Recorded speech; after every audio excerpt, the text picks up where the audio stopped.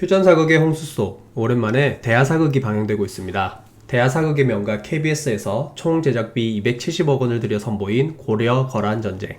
이 작품은 고려 9대 왕인 현종과 강감찬 장군의 시대를 배경으로 합니다. 오늘도 테마를 통해 이 작품 속 역사를 정리하도록 하겠습니다.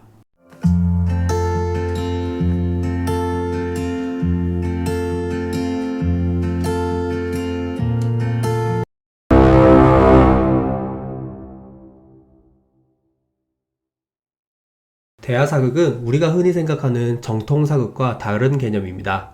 큰 강이라는 뜻의 대하는 거스를 수 없는 역사라는 거대한 물줄기와 같이 뻗어나가는 이야기를 드라마로 만든 장르입니다. 주로 대하소설이라 불리는 장편 역사소설을 드라마로 만든 것입니다.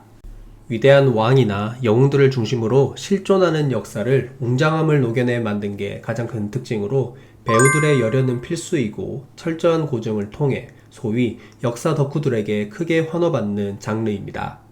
과거 대하사극은 무려 100부작이 넘게 제작되었지만 OTT 시대인 요즘은 6부작 혹은 12부작이 대세.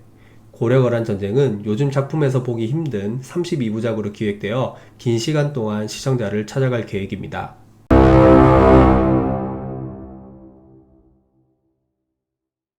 9세기 후반 한반도는 지금의 북한 지역 대부분을 발해가 차지한 가운데 그 아래 영토는 후삼국 시대가 펼쳐져 있었습니다.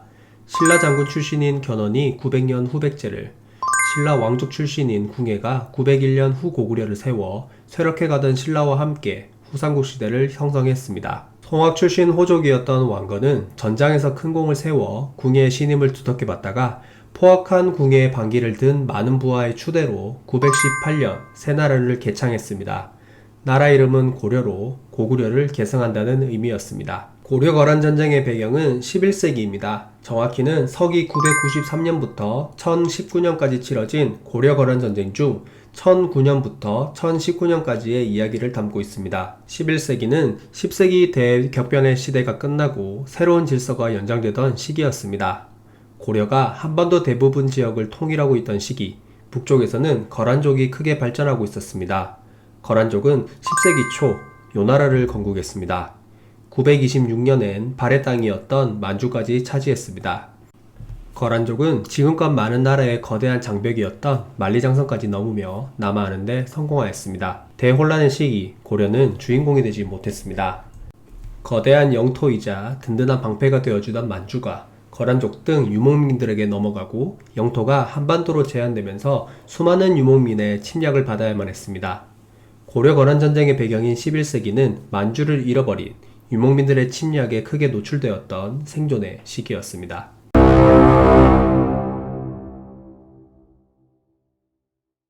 고려 7대 임금 목종은 제5대 경종의 아들이었습니다. 제6대 임금 성종이 제위 16년 만에 아들을 남기지 못하고 죽자 왕위에 올랐는데 어머니였던 천추태후의 힘이 컸습니다. 왕위에 올랐을 때 목종은 18세였으나 천추태후는 어머니 자격으로 섭정을 하며 권력을 잡았습니다. 자신의 아들을 왕으로 만들었지만 동생의 아들인 대량원군이 다음 왕이 될까봐 늘 경계했습니다. 대량원군이 정치에 관여하지 못하도록 승려로 만들어버린 천추태후. 그럼에도 마음이 놓이지 않아 하루는 궁녀를 시켜 독을 넣은 술과 떡을 보내 죽이려 하였습니다. 이후에도 여러 번 자기를 보내 대량원군을 죽이려 했지만 결국 실패했습니다. 목종은 동성애 성향이 있었습니다. 목종 주변에 있던 환관 유행가는 남색으로 총애를 받았는데 왕명을 내릴 때마다 그에게 먼저 물어봤으므로 사람들은 그를 왕처럼 대우했다고 알려집니다. 문무관리들에게 턱짓이나 얼굴 표정으로 지시를 할 정도로 대단한 위세를 부렸습니다. 목종에게 아들이 없는 상황에서 천추태후는 40세 나이에 임신을 해 아들을 출산했습니다. 아버지는 김치양이었습니다. 김치양은 경종이 죽은 후 승려 행세를 하며 천추궁에 출입해 천추태후와 춘문을 일으켰습니다. 승려 행세를 했다고 알려져 있지만 실제 화엄종 승려였다는 견해도 존재합니다. 김치양과 천추태후는 비록 불륜으로 태어났지만 고려 왕위 계승 혈통이 있는 대량원군이 아닌 자신의 아들을 왕위에 올리고자 하였으나 결과적으로 실패하였습니다. 목종주기 12년째인 1009년 천추태후가 머물던 천주전에 큰 화재가 일어났습니다. 큰 충격을 받은 목종은 큰 병을 얻었고 이를 틈타 김치양은 반란을 도모하려고 했습니다. 그러나 이 계획은 유충정의 밀고로 모든 것이 드러나 버렸습니다.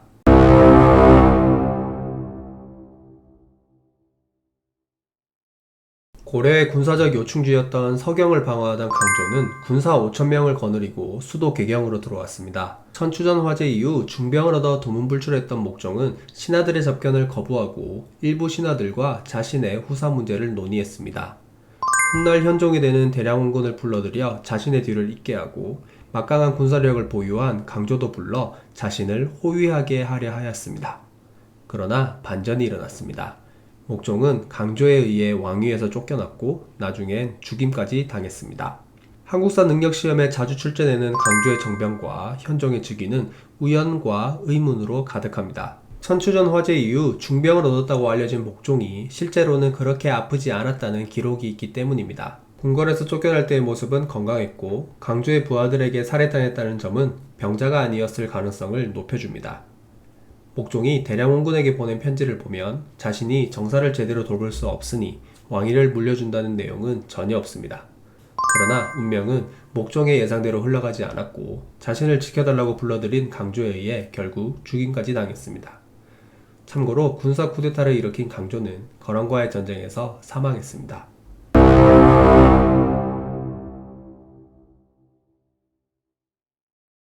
1010년 거란은 강조의 정변을 빌미로 고려를 침략했습니다.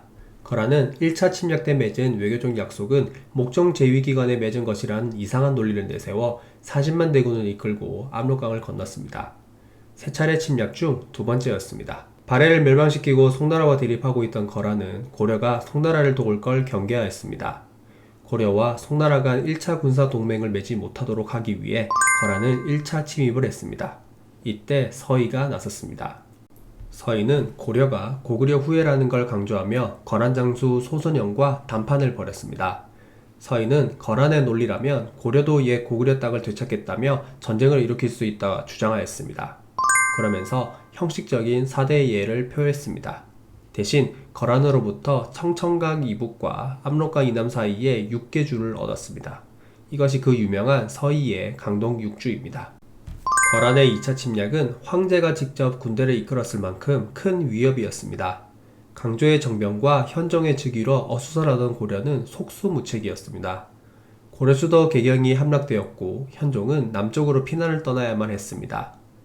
북방에 남아 유격작전을 펼쳤던 양규는 거란군에게 큰 피해를 입혔습니다. 양규가 이끄는 수천 명에 불과한 흥화진 수비병력은 거란 40만 대국의 공격을 일주일 넘게 막아냈습니다. 이후에도 양규는 700여 명의 별동대를 조직해 거란군을 기습해 승리를 거두기도 하였습니다. 고려의 수도를 점령하고 현종의 친조 약속을 받아냈으나 거란은 양규의 항전으로 엄청난 손실을 감수해야 했습니다. 반면 양규의 항전은 고려인들에게 굳게 단결하는 계기가 되었습니다.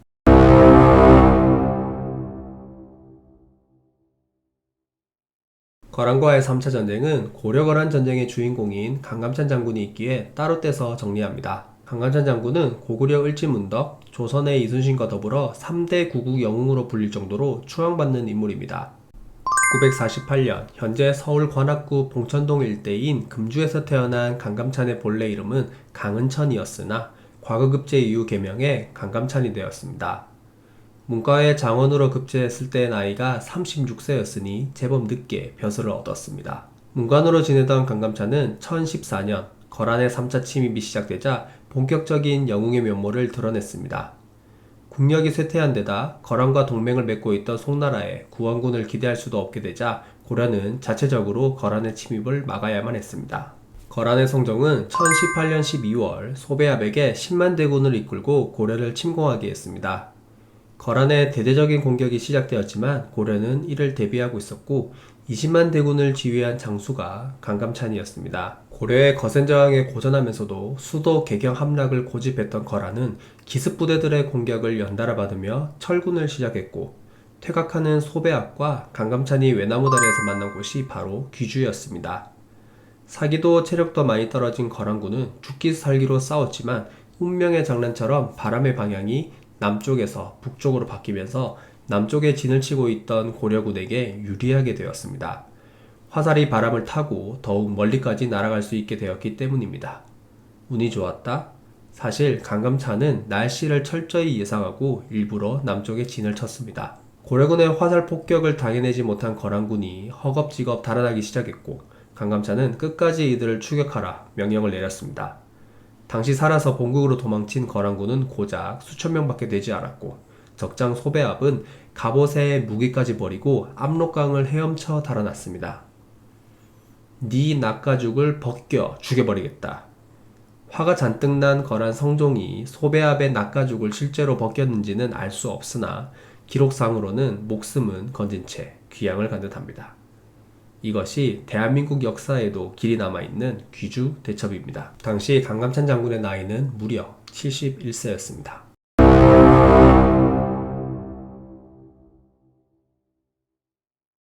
고려 왕실은 참으로 복잡하고 오묘합니다. 태조 왕건은 권력 유지를 위해 수많은 부인을 두었고 고려 왕실은 근친혼이 흔했습니다. 신라 왕실 풍습에서 많은 영향을 받은 고려는 신라처럼 왕실 구성원끼리 결혼을 해 혈통의 신성함과 순수함을 관리해 왕실 권위를 높이고자 하였습니다. 천추태후를 중심으로 정리해 보겠습니다.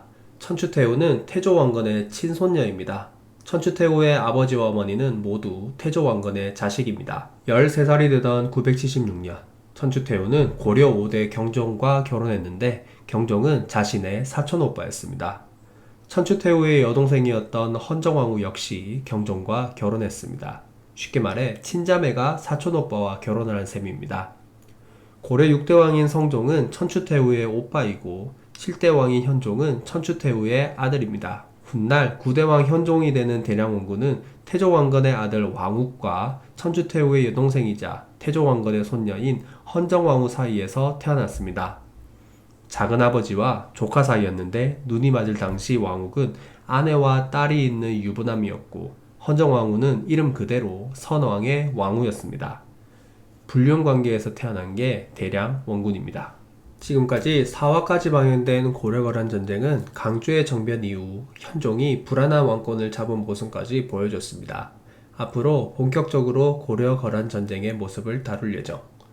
오랜만에 방영되는 대하사극만으로도 반가운데 웰메이드라 느껴져 더욱 기대됩니다. 고려 거란 전쟁도 재미있게 보시고 조선 역사에 비해 다소 멀리 느껴지는 고려 역사도 이번 기회에 한번 알아보시길 바랍니다. 지금까지 봄이었습니다. 이번 콘텐츠도 시청해주셔서 감사드리며 또 좋은 콘텐츠로 찾아뵙겠습니다. 고맙습니다.